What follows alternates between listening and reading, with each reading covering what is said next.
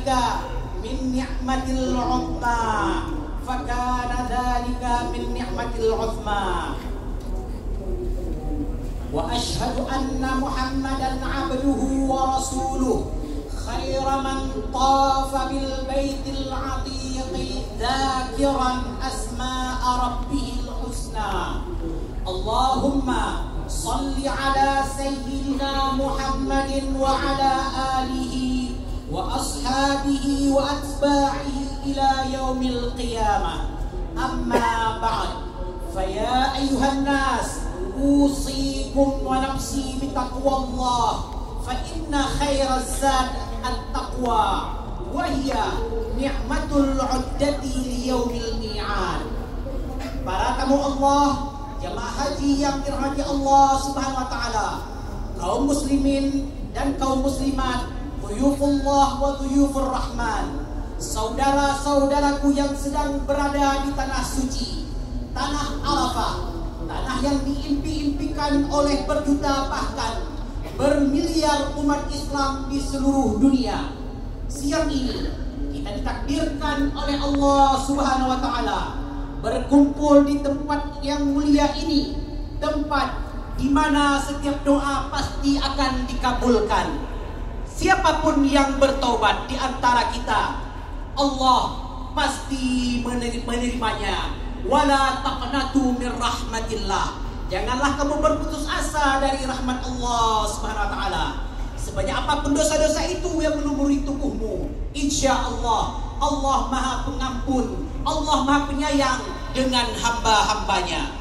Di tanah ini pula saat ini para dhuyufur rahman, Allah membanggakan kita semua hamba-hambanya di hadapan para malaikat. Hamba-hambaku datang kepadaku dengan rambut kusut dari setiap sudut negeri yang jauh. Wahai hamba-hambaku, berpencarlah kalian dari Arafah dengan membawa ampunanku atas kalian semua. Rasulullah sallallahu alaihi wasallam bersabda, "Ma min yaumin aktsarun min ayyattaqillaha fi min ayyattaqillahu fihi 'abdan minan nar min yaumi Arafah." Tiada hari yang Allah lebih banyak membebaskan hamba-hambanya dari neraka melebihi hari Arafah. Hadis riwayat Imam Muslim dan Aisyah, dari Aisyah radhiyallahu anha. Bahkan Rasulullah sallallahu alaihi wasallam berkhutbah dengan penuh kesungguhan dan mohon perhatian yang sangat dari jamaah. Pentingnya isi khutbah. Sampai-sampai di akhir khutbah beliau mengangkat telunjuknya ke langit dan menunjuk orang banyak. Allahumma syahad, Allahumma syahad, Allahumma syahad. Ya Allah, saksikanlah. Ya Allah, saksikanlah. Ya Allah, saksikanlah. Lalu apa kelebihan dan keistimewaan kita? Marilah kita menengok sejenak diri kita ini. Kita hanyalah seonggok tulang berambut daging yang terus membungkus aib dan maksiat di sepanjang hari yang telah kita jalani. Tidak usahlah kita membayangkan yang jauh-jauh. Sekedar membaca Al-Fatihah pun kita belum tentu fasih. Salat kerap tidak khusyuk. Membaca Al-Quran hanya di ujung lidah. Berzikir tidak sampai menyentuh hati nurani kita. Bahkan ketika sujud pun kita jarang ingat kepada Allah Subhanahu wa taala. Entah mengapa kita dipilih menjadi orang yang bisa bersimpuh, yang bisa bersimpuh di tanah Arafah ini. Mengapa, wahai saudaraku? Semoga siapapun yang dihadirkan di padang ini tidak terbersit sedikit pun di hatinya kebanggaan, kesombongan, dan keangkuhan sehingga merasa diri lebih baik dari yang lain. Berhajinya kita bukan merupakan jaminan bahwa kita lebih baik dari saudara-saudara kita di tanah air. Sungguh malu dan sangat malu jika kita merenungi kehormatan dan kemuliaan ibadah haji ini dengan kualitas diri kita yang sangat jauh dari kepantasan kualitas diri kita, yang sangat jauh dari kepantasan kualitas seorang hamba yang soleh. Na'udzubillah. Bahkan semua ini bisa menjadi hutang yang harus kita bayar dan kita pertanggungjawabkan. Siapa tahu kita berada di tanah suci saat ini justru berkat doa doa orang-orang yang soleh, yang memintakan ampunan untuk jenis manusia yang berlumuran dosa seperti kita ini.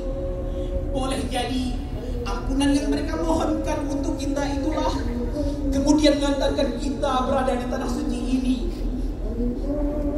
Dhuyufur Rahman, jamaah Arafah, kaum muslimin dan muslimat rahimakumullah. Padang Arafah hari ini seolah-olah tampil sebagai miniatur padang mahsyar, di mana manusia berkumpul di hadapan kebesaran Allah Subhanahu wa taala. Semuanya bertanggung jawab atas perbuatan dan kelakuannya masing-masing. Pangkat, jabatan, dan harta kekayaan yang selama ini kita kejar ternyata tidak bisa menyelamatkan kita. Bahkan keluarga terdekat kita selama ini yang kita manjakan ternyata juga tidak bisa berbuat apa-apa untuk membantu kita pada hari itu. Yauma yafirul mar'u min akhihi wa ummihi wa abihi wa sahibatihi wa banihi likulli imri'in yauma idzin minhum sya'nu yughni.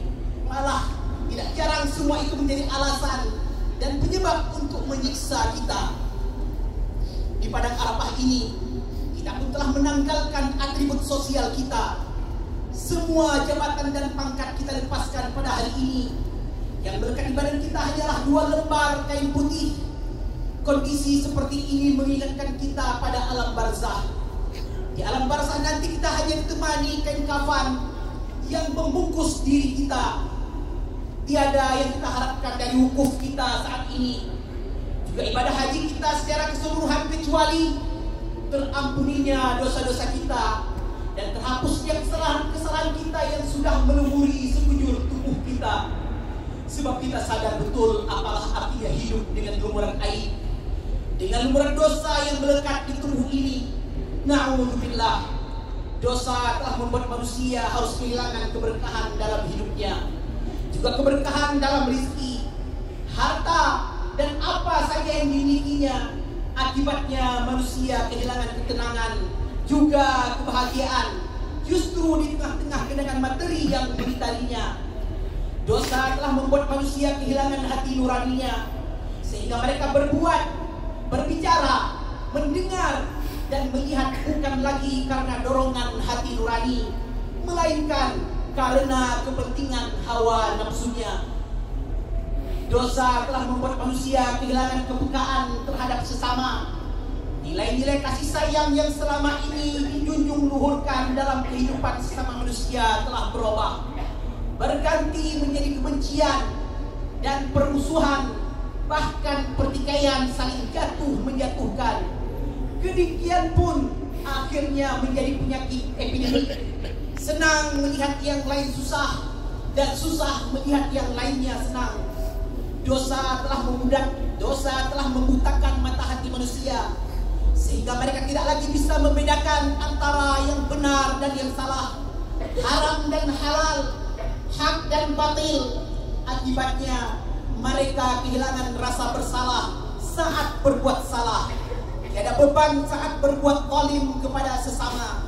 Bahkan banyak di antara mereka bisa merasakan hikmatnya makanan hasil mencuri, korupsi, sembari membanggakan kepada orang lain.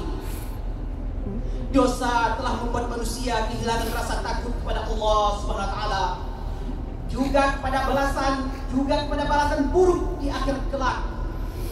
Mereka juga kehilangan rasa cinta kepada Allah, juga kepada kebaikan. Saat rasa takut kepada Allah telah menghilang, maka akan hadirlah rasa takut kehilangan dunia. Dan ketika rasa cinta kepada Allah pun tergadaikan, maka akan muncullah rasa cinta terhadap dunia. Dosa telah menggiring manusia ke jurang-jurang kehinaan yang membuat mereka kehilangan kemuliaan yang tersimpan dalam nilai-nilai kemanusiaan dirinya. Para hujjat, dhuyufullah, dhuyufur rahman yang senantiasa dimuliakan Allah Subhanahu wa taala, masih banyak yang bisa kita sampaikan tentang akibat dari dosa ini, yang intinya adalah wabahnya musibah demi musibah yang menimpa tidak hanya umat manusia, tapi juga kemanusiaan dirinya. Musibah tersebut diawali dengan merebaknya berbagai krisis, di Dimulai dengan krisis akidah yang melahirkan krisis moral dan krisis-krisis yang lainnya, yang akhirnya mendamparkan manusia pada krisis peradaban. Allah Subhanahu wa taala berfirman, "Zaharal fasadu fil barri wal bahr bima kasabat aydin nas liyudhiqahum ba'dalladzi 'amilu la'allahum yarji'un." Telah nampak kerusakan di darat dan di laut diakibatkan perbuatan tangan manusia, supaya Allah merasakan kepada mereka sebagai akibat perbuatan mereka, agar mereka kembali. Surah Ar-Rum ayat 41. Melihat akibat-akibat dosa yang sedemikian mengenaskan, lagi mencemaskan diri kita, sebenarnya sudah cukup bagi kita untuk mengakhirinya saat ini.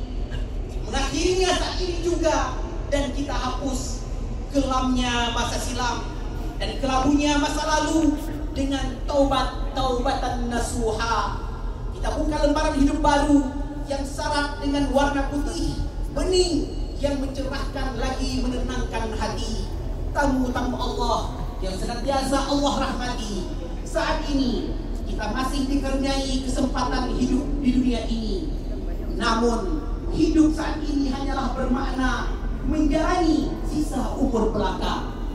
Bertambah waktu bagi kita adalah satu langkah mendekati liang kubur. Entah sampai kapan Allah Subhanahu wa taala mengaruniakan sisa umur ini untuk kita. Boleh jadi ada di antara kita yang oleh Allah Subhanahu wa taala diberi kesempatan hidup bertahun-tahun lagi. Mungkin di antara kita ada yang sisa umurnya tinggal beberapa bulan ini, atau beberapa pekan ini, atau boleh jadi ada di antara kita yang oleh Allah Subhanahu wa taala diberi kesempatan untuk menghuni tanah haram ini sebagai tanah peristirahatan menuju saat-saat dibangkitkan di hari kiamat nanti. Saudara-saudaraku seakidah yang senantiasa dimuliakan Allah Subhanahu wa taala, sungguh alangkah indahnya jika umur yang tersisa ini, umur yang penuh dengan kasih sayang Allah, hari-hari yang kita lalui selalu syarat dengan maghfirah, ampunan dan rahmat Allah Subhanahu wa taala. Alangkah indahnya jikalau sisa umur ini kita menjadi ahli sujud yang selalu rindu bersujud kepada Allah. Alangkah beruntungnya jika lidah ini selalu basah dengan menyebut kalimat Allah. Alangkah bahagianya andai kata hari kita ini hanya penuh keikhlasan. Apapun yang kita lakukan, hanya Allah saja yang kita tuju. Hari-hari yang kita jalani adalah hari-hari yang bersemangat untuk memperbaiki diri agar dicintai oleh Allah Subhanahu wa taala. Hari-hari yang tersisa menjadi hari-hari yang bersemangat untuk mempersembahkan yang terbaik untuk Allah Subhanahu wa taala, agar bisa menjadi bekal saat kita kembali di hadapan Allah Subhanahu wa taala. Alangkah indahnya kalau hari-hari yang tersisa ini menjadi hari-hari yang penuh dengan kemuliaan, penuh dengan kebaikan. Kita menantikan saat kepulangan kita dengan penuh harap agar bisa wafat husnul khatimah. Hadirin jemaah Dhuyufur Rahman yang senantiasa dimuliakan Allah Subhanahu wa taala. Alangkah indahnya jika malaikat maut menyebut kelak tubuh kita sudah bersih dari dosa, aib-aib sudah terhapus, orang-orang yang kita sakiti sudah mau memaafkan kita, tidak ada harta haram yang melekat pada tubuh ini. Alangkah bahagianya jika malaikat menyebut kelak tubuh kita terbasuh air wudu, air mata kita sedang menetes merindukan Allah, lidah kita sedang lirih dan syahdu menyebut nama Allah, keringat bahkan darah kita sedang bersimbah di jalan Allah Subhanahu wa taala. Alangkah beruntungnya andai kata saat kepulangan nanti kita benar-benar sudah siap, bekal sudah cukup. Duhai, alangkah bahagianya kalau di akhirat nanti kita dipanggil Allah dengan seindah-indah panggilan. Kita dipertemukan olehnya dengan kekasih-kekasihnya tercinta, para nabi rasul, juga syuhada dan salihin. Alangkah damainya jika di akhirat nanti kita bertemu dengan rasul kekasih kita Muhammad sallallahu alaihi wasallam, hidup bertetangga dengan beliau di surga Allah Subhanahu wa taala. Namun sebaliknya, Alangkah malangnya bagi orang yang mati dalam keadaan tidak terampuni. Dosa berlimpah, aib menggunung, keniscayaan bagai berselimut yang membungkus. Mati dalam keadaan munafik, mati di tempat maksiat. Na'udzubillahi min dzalik. Wahai saudaraku, mau kemana lagi? Hidup di dunia hanya mampir sebentar. Bukan di sini tempat kita yang sebenarnya. Lihatlah anak-anak kecil sudah mulai hadir. Merekalah yang akan menggantikan kita. Mungkin di antara kita ada yang beberapa tahun lagi, atau beberapa bulan lagi, atau ini mungkin hari terakhir kita. Bisa jadi besok kita tidak bangun lagi. Siapkah? Andai malam nanti malaikat maut datang menghampiri kita, walau bagaimanapun kita harus siap, karena kita pasti akan mati. Kullu nafsin dha'iqatul maut. Setiap yang berjiwa pasti akan merasakan kematian. Kita sering sekali mempermainkan ampunan Allah. Kita bertaubat, sesudah itu kita langgar perintah-perintah Allah. Kita terjang larangan-larangan Allah. Pada siang ini kita berkumpul di sini ingin mengikrarkan. Kita ingin mengikrarkan sebagai manusia yang terpanggil dengan julukan manusia yang beriman, sebagai manusia baru yang telah dicelup 40 hari lamanya. Sebagaimana manusia yang menyambut seruan dan panggilan Allah SWT, 40 hari lamanya telah dibakar hangus dosa yang pernah kita lakukan, baik disadari ataupun tidak disadari.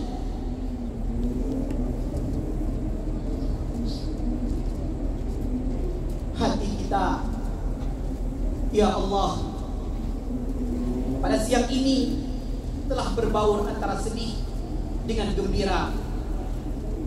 Sedih karena kami harus berpisah dengan padang Arafah yang penuh berkah. Sedih karena mungkin kami harus mengarungi berbagai hidup yang mungkin akan ganas. Khawatir kalau kami tidak kuasa menghadapinya. Kami ingat pada orang tua yang telah tiada. Ingat pula pada handai tolan, tetangga, kawan karib dan jamaah yang telah mendahului kami. Kami ingat semua. Terbayang pada ingatan kami perilaku yang tidak senonoh yang pernah kami lakukan. Ampuni ya Allah dosa-dosa kami. Kami tak kuasa menderita akibat panasnya api neraka. Panas hari ini saja kami sungguh telah mengeluh. Namun di balik semua itu perasaan gembira kami meluap karena siang ini kami masih diberikan kesempatan untuk berkumpul bersama saudara-saudara kami kaum mukminin. Hadirin kaum muslimin yang berbahagia, betapa cepat roda perubahan mengitari kita. Di tahun lalu banyak di antara kita yang belum tentu tampak segar bugar, namun belum tentu Allah beri kesempatan untuk datang ke sini. Banyak di antara kita tampak segar bugar, namun kini telah terkulai lemah, tidak berdaya. Bahkan ada pula tetangga jemaah haji bersebelahan atau jemaah haji yang telah mendahului kita. Kita tidak pernah menyadari kapan giliran itu tiba pada kita. Sekalipun ajal itu datang tanpa permisi, tak pernah mengenal sakit, sehat, miskin, kaya, tua, muda, kecil, besar. Masih juga kita beranggapan bahwa kematian hanya terjadi pada orang lain. Di antara kita ada yang masih mampu sholat berjamaah setiap saat di tahun lalu. Akan tetapi di tahun ini kemampuan fisiknya sudah menurun. Di tahun lalu ada yang masih mampu berjalan, mengunjungi berbagai pengajian. Namun di tahun ini sudah tidak berdaya. Bagi mereka ini kita panjatkan doa semoga Allah memberikan tempat yang baik di Jannatul Naim. Hadirin kaum muslimin yang berbahagia, patut kita syukuri nikmat yang berkumpul di padang Arafah seperti ini, yang entah berapa kali kita mengalaminya, hanya Allah yang mengetahuinya. Hati tak ingin cepat mati, namun ajal tak dapat ditolak. Alhamdulillah, kita masih diberi umur panjang sampai hari ini. Ma'asyiral muslimin rahimakumullah, cukup pedas peringatan demi peringatan yang mudah-mudahan menggugah kita untuk dapat hidup seimbang. Islam tidak menghendaki kaum muslimin melulu memikirkan kematian dan kehidupan akhirat. Islam mengatur kehidupan kita di dunia ini. Agama Islam adalah agama aturan hidup, bukan aturan mati. diaturnya agar setiap insan hidup tertib. Untuk dapat hidup tertib diperlukan sarana fisik dan material. Bahkan Allah SWT berfirman dalam Al-Quran, فَإِذَا قُضِيَتِ الصَّلَاةُ فَانْتَشِرُوا فِي الْأَرْضِ وَابْتَغُوا مِنْ فَضْلِ اللَّهِ وَاذْكُرُوا اللَّهَ كَثِيرًا لَعَلَّكُمْ تُفْلِحُونَ. Sekiranya sholat telah ditunaikan, bertebaranlah kalian di bumi sambil mengharap karunia Allah, dan berzikirlah sebanyak-banyaknya, semoga kalian beruntung. Al-Jumu'ah ayat 10. Hadirin jamaah haji yang dimuliakan Allah SWT, tak kala Rasulullah SAW usai melontar Aqabah, seorang sahabat berkata, "Wahai Rasulullah, saya telah bercukur, namun saya belum menyembelih."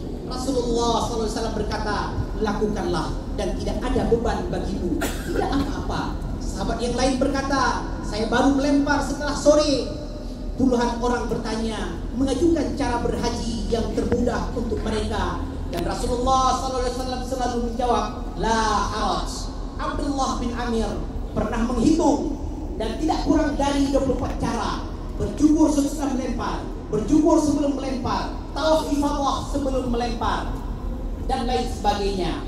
Jadi jelas bahwa Rasulullah SAW menghendaki kemudahan dalam ibadah jasmani ini, suatu ajaran yang maha bijak yang perlu diteladani dan diterapkan dalam kehidupan sehari-hari. Para hadirin jamaah haji yang dimuliakan Allah SWT, kita ingin lebih dalam lagi memahami makna haji mabrur yang menjadi dambaan setiap insan, yang menjadi dambaan setiap muslim. Mabrur berasal dari kata birrun yang berarti baik, sebab orang Arab selalu menggunakan kata birrun dengan arti kebaikan, sebagaimana tertuang dalam Al-Quran surah ketiga ayat 92. "Lan tanalul birra hatta tunfiqu mimma tuhibbun wa ma tunfiqu min syai'in fa innallaha bihi alim."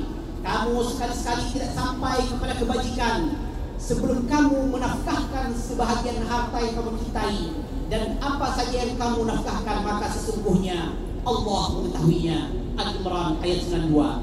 Ayat ini dengan tegas menjelaskan bahwa kebajikan adalah kepedulian terhadap lingkungan sosial, sebab semua ajaran Islam dirancang untuk memperkuat hubungan pribadi dengan Allah dan sekaligus memperkuat aspek kehidupan konsekuensinya berupa hubungan baik dengan sesama manusia. Sedangkan dimensi haji adalah urusan dengan Allah, namun efek yang ditimbulkan darinya adalah penuh dengan nilai-nilai kemanusiaan, sebagaimana termaktub dalam pidato perpisahan Rasulullah SAW. Sedangkan makna dari haji mabrur adalah ibadah haji yang diterima oleh Allah SWT, haji yang diikuti dengan kebaikan-kebaikan. Adapun janji-janji Allah kepada jemaah haji yang memperoleh kualitas mabrur tiada lain adalah al-jannah, surga, sebagaimana ternukil dalam sebuah hadis, "Al-hajjul mabruru laisa lahu jazaa'un illal jannah." Haji mabrur tiada balasan kecuali surga. Hadirin jemaah haji yang dimuliakan Allah SWT, Rasulullah SAW menyatakan bahwa tanda haji mabrur adalah amalnya setelah haji lebih baik daripada sebelumnya. Amaluhu ba'dal hajj khairun min qablihi. Pada kesempatan lain, Rasulullah SAW juga bersabda di dalam hadis qudsi, "Jika hambaku mendekatkan diri kepadaku satu jengkal, maka aku mendekatkan diriku sehasta. Dan apabila ia mendekatkan diri kepadaku satu hasta, aku mendekatkan satu lengan. Dan bila ia datang padaku dengan berjalan, aku datangi ia dengan berlari." Allah berfirman, "Barang siapa lalai dari mengingat yang Maha Rahman, maka syaitan akan memisahkannya dan ia menjadi sahabatnya." Pada saat dan waktu yang hening dan sakral ini, kita semua mengharap rahmat Allah, ridha dan ampunan Allah SWT. Mudah-mudahan kita kembali ke tanah air dalam keadaan bersih dan suci, bagaikan anak bayi yang baru lahir mendapatkan haji yang mabrur. Dhuyuf Rahman yang dirahmati Allah SWT. Ya Allah, wahai yang maha mendengar, inilah kami hamba-hambamu yang karim, hambamu yang berumur dosa, bergelimang maksiat, kini memohon kepadamu. Wahai yang maha Rahman, betapapun kami tidak bisa melihatmu, tapi bukanlah engkau sedang menatap kami, tapi bukankah engkau sedang menatap kami? Engkau sudah tahu persis apa yang kami lakukan. Mata berumur maksiat, telinga berlumur maksiat, berlumur dosa. Engkau sudah mendengar segala kata yang terucap lisan ini. Engkau tahu persis setiap kebohongan kami. Engkau telah mengetahui janji yang tidak kami tepati. Rabb, Engkau pun tahu apa yang dilakukan oleh tubuh ini. Semua maksiat yang pernah dilakukan telah Engkau saksikan semuanya. Malu rasanya di hadapan-Mu ya Allah. Tubuh di depan-Mu ini kami kotori dengan maksiat, kami lumuri dengan aib. Ya Allah, Engkau tahu kebusukan hati kami, sering menyombongkan apa yang Engkau titipkan, memamerkan, ria, hati penuh kedengkian. Ya Allah, kami ingin merubah semuanya. Engkau tahu betapa capek hidup seperti ini, betapa menderita hidup jauh dari-Mu, betapa sengsara hidup bergelimang dosa dan maksiat. Ya Allah, jadikan saat ini benar-benar, jadi saat ini benar-benar Kau rubah diri kami dari busuk berlumur dosa menjadi orang yang terpelihara dengan karunia-Mu, dari hamba-Mu yang nista yang berumur aib menjadi orang yang mulia di sisi-Mu, dari si malas lalai menjadi orang yang terpelihara dengan karunia-Mu, dari si dungu yang tiada berilmu menjadi orang yang benar-benar Kau selimuti dengan ilmu-Mu ya Allah. Ya Allah, karuniakan kepada kami ampunan-Mu. Ya Allah, berikan keteguhan bagi kami ya Rabb. Jangan biarkan kami tergelincir. Ya Allah, jangan biarkan kami tergelincir dalam kemaksiatan. Jangan biarkan kami jatuh oleh godaan ya Allah. Jangan biarkan kami terperosok dalam nafsu yang menjerumuskan. Berikan kekuatan kepada kami untuk menjaga diri ya Allah. Kami ingin selamat ya Allah. Ya Rabb, jangan biarkan nafsu menggelincir kami dari jalan-Mu. Jangan biarkan cinta kami kepada makhluk-Mu membuat kami mengkhianati-Mu. Jangan biarkan dunia ini menipu, menyilaukan dan memperdaya kami. Ya Allah, jadikan sisa umur ini menjadi orang yang benar-benar terpesona kepada-Mu, menjadi orang yang selalu merindukan-Mu, menjadi orang yang tak bisa melupakan-Mu. Jadikan hari-hari kami jalani hari-hari yang sibuk berbekal pulang kepada-Mu ya Allah. Amin ya Allah. Ya Allah, lindungi kami dari sifat kikir, lindungi kami dari sifat amarah, lindungi kami dari kemunafikan. Ya Allah, lindungi kami dari perilaku zalim kepada siapapun. Ya Allah, jadikan saat ini saat Kau ijabah doa-doa kami ya Allah. Kepada siapa lagi ya Allah kami meminta, sedangkan Engkau penggenggam jagat ini, sedangkan Engkau pemilik segala kejadian. Pada siapa lagi kami berharap selain kepadamu? Jamulah siapapun yang bermunajat dimanapun dengan Kau ijabah doanya ya Allah. Ya Allah, bagi yang masih berpikir jahat, balikkan hatinya ya Allah. Bagi yang masih durhaka, bukakan kalbunya ya Allah. Bagi yang berlumuran maksiat, tuntun ke jalan-Mu. Bagi yang masih kufur, beri hidayah ya Allah. Mereka juga hamba-hamba-Mu ya Allah. Ya Allah, jadikan saat ini menjadi salah satu saat yang Engkau sukai. Saat Kau beri hidayah yang masih tersesat, Kau ampuni yang berlumuran salah dosa, Kau cahaya kalbu yang gulita. Ya Allah, jangan biarkan rumah tangga kami menjadi rumah tangga yang penuh bencana. Ya Allah, titipkan kepada kami keturunan yang lebih baik daripada kami di hadapan-Mu. Jangan biarkan anak-anak yang mencoreng aib di wajah kami. Ampuni jika kami salah mendidik mereka. Ya Rabb, ya Allah, jangan biarkan anak-anak kami menghujat kami kelak di akhirat-Mu ya Allah. Dengan Kau masukkan kami semua bersama mereka ke dalam surga-Mu ya Allah. Ya Allah, ya Rahman, ya Rahim. Akhirnya berilah pada kesempatan ini nikmat, karunia dan keselamatan untuk bisa berhimpun di bawah panji Nabi Muhammad sallallahu alaihi wasallam, beriringan dengan kafilah para nabi-Mu dan rasul-Mu, beriringan dengan semua aulia, syuhada dan salihin menuju surga-Mu, tempat tidak seorang tertipu, tempat tidak seorang pun bisa bersedih, tempat semua harapan berjawab, semua derita akan berakhir. Ya Allah, tidak tempat berharap bagi kami selain kepadamu, tidak tempat bergantung bagi kami selain Engkau lah tempat kami kembali. Penuhilah seluruh harapan kami ini ya Allah. dengan Kau ijabah seluruh pinta dan harapan-harapan kami serta hajat-hajat kami ya Allah. Sungguh Engkau tidak pernah mengingkari janji-janji-Mu ya Allah. Ya ayyuhalladzina amanu taqullaha haqqa tuqatih wa la tamutunna illa wa antum muslimun. Tsumma a'lamu fa inna Allah amarakum bi amrin bis-salati was-salami ala rasulih faqala inna Allah malaikatahu yusalluna 'alan nabi ya ayyuhalladzina amanu sallu 'alaihi wa sallimu taslima. Allahumma salli wa sallim 'ala nabiyyina Muhammadin wa 'ala alihi wa ashabihi kama sallaita 'ala Ibrahim wa 'ala ali Ibrahim fil 'alamin innaka Hamidum Majid. Allahumma ighfir lil muslimina wal muslimat wal mu'minina wal mu'minat al ahya' minhum al amwat innaka sami'un qaribun mujibud da'wat ya qadhil hajat wa ya kafil muhimmat. Allahumma arinal haqqa haqqan warzuqna ittiba'ah wa arinal batila batila warzuqna ijtinabah. Allahumma ansur ikhwanana fi kulli makan wa ansur ibadakal muwahhidin wa a'izzal islam wal muslimin wa adil asyirka wal musyrikin.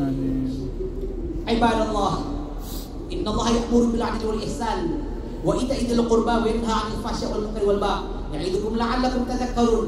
Fadhkurullaha al-'azim yadhkurkum washkuruhu 'ala ni'amihi yazidkum wa la dzikrullahi akbar wallahu ya'lamu ma tasna'un. Assalamualaikum warahmatullahi wabarakatuh. Waalaikumsalam warahmatullahi wabarakatuh.